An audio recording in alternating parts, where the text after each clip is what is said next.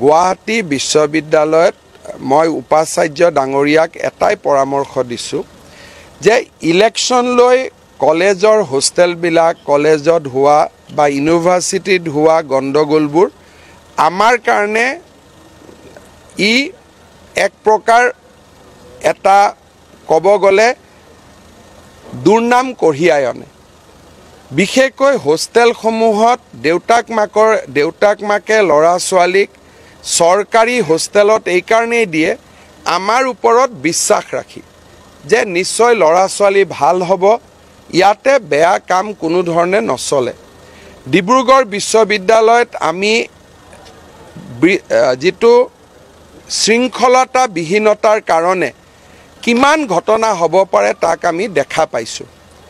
বিশ্ববিদ্যালয়সমূহত এটা ডাঙৰ সমস্যা হ'ল যে বিশ্ববিদ্যালয় পাছ কৰি অহা ছাত্ৰ ছাত্ৰীৰ ৰাতি আগমন একেবাৰে মানি ল'ব নোৱাৰা কথা। আৰু কোনো কাৰণতে বিশ্ববিদ্যালয়ত এক্স বৰ্ডাৰসকল বিশ্ববিদ্যালয়ৰ হোষ্টেলত যাব নোৱাৰে। মই গোটেইকেইখন বিশ্ববিদ্যালয়ৰ উপাচাৰ্যক অনুৰোধ কৰিছোঁ যে ল'ৰা ছোৱালীয়ে আজি নুবুজিব পিছত বুজিব, কিন্তু ল'ৰা ছোৱালীৰ দেউতাক মাকে আমাৰ ওপৰত যি বিশ্বাস ৰাখে সেই বিশ্বাসৰ মাইলৰ খুঁটাত উত্তীৰ্ণ হোৱাটো আমাৰ দায়িত্ব। অলপ ঘেৰাও হওক কোনো আপত্তি নাই, ধৰ্ণা হওক শ্লোগান হওক কোনো আপত্তি নাই।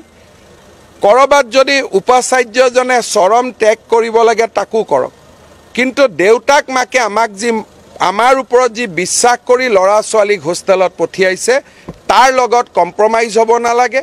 হোষ্টেলত পঢ়াৰ পৰিৱেশ থাকিব লাগে আৰু হোষ্টেলত এক্স বৰ্ডাৰসকল অনুষ্ঠান নহ'লে সঘনাই যোৱা অহা কৰা, হোষ্টেলত বহি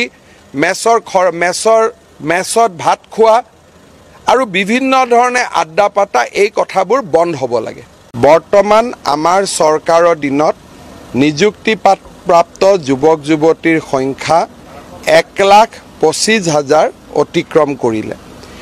ৰাজ্যত প্ৰায় 40,000 নিযুক্তিৰ প্ৰক্ৰিয়া বৰ্তমান পৰিচালনা হৈ আছে। আৰক্ষী বিভাগ, ADRE, শিক্ষা বিভাগ আৰু আন বহুতো বিভাগত চলি থকা আটাইবোৰ নিযুক্তিক আমি চেষ্টা কৰিম যাতে 10 মে'ৰ আগতে সম্পূৰ্ণ কৰিব পাৰি। ইয়াৰ ফলত নিযুক্তিপ্ৰাপ্ত যুৱক যুৱতীৰ সংখ্যা 1.5 লাখ সংখ্যা ক্ৰছ কৰি প্ৰায় 1,60,000 হ'বগৈ। তাৰ পিছতো আমি চেষ্টা কৰিম যাতে আমাৰ কাৰ্যকালৰ পঞ্চমটো বৰ্ষত আৰু 10-15,000 নিযুক্তি আমি দিব পাৰোঁ। অৰ্থাৎ 1 লাখৰ প্ৰতিশ্ৰুতিৰ পৰিৱৰ্তে প্ৰায় 1,60,000-70,000 যুৱক যুৱতীয়ে চৰকাৰী নিযুক্তি লাভ কৰিব। স্বাধীনতাৰ পিছত কোনো চৰকাৰে কেতিয়াও ইমান যুৱক যুৱতীক নিযুক্তি পত্ৰ দিব পৰা নাছিল। অসমৰ ইতিহাসত এই 5টা বছৰ নিযুক্তিৰ ক্ষেত্ৰত এটা স্বৰ্ণীল যুগ হৈ থাকি যাব, তাক মই বিশ্বাস কৰোঁ। বৰ্তমান আমাৰ চৰকাৰৰ দিনত নিযুক্তিপ্ৰাপ্ত যুৱক যুৱতীৰ সংখ্যা 1,25,000 অতিক্ৰম কৰিলে। ৰাজ্যত প্ৰায় 40,000 নিযুক্তিৰ প্ৰক্ৰিয়া বৰ্তমান পৰিচালনা হৈ আছে। আৰক্ষী বিভাগ, ADRE, শিক্ষা বিভাগ আৰু আন বহুতো বিভাগত চলি থকা আটাইবোৰ নিযুক্তিক আমি চেষ্টা কৰিম যাতে 10 মে'ৰ আগতে সম্পূৰ্ণ কৰিব পাৰি। ইয়াৰ ফলত নিযুক্তিপ্ৰাপ্ত যুৱক যুৱতীৰ সংখ্যা 1.5 লাখ সংখ্যা ক্ৰছ কৰি প্ৰায় 1,60,000 হ'বগৈ।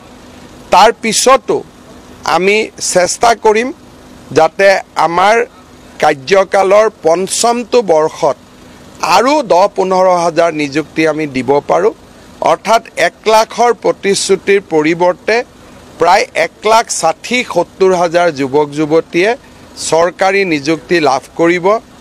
স্বাধীনতাৰ পিছত কোনো চৰকাৰে কেতিয়াও ইমান যুৱক যুৱতীক নিযুক্তি পত্ৰ দিব পৰা নাছিল। অসমৰ ইতিহাসত এই 5টা বছৰ নিযুক্তিৰ ক্ষেত্ৰত এটা স্বৰ্ণীল যুগ হৈ থাকি যাব তাক মই বিশ্বাস কৰোঁ।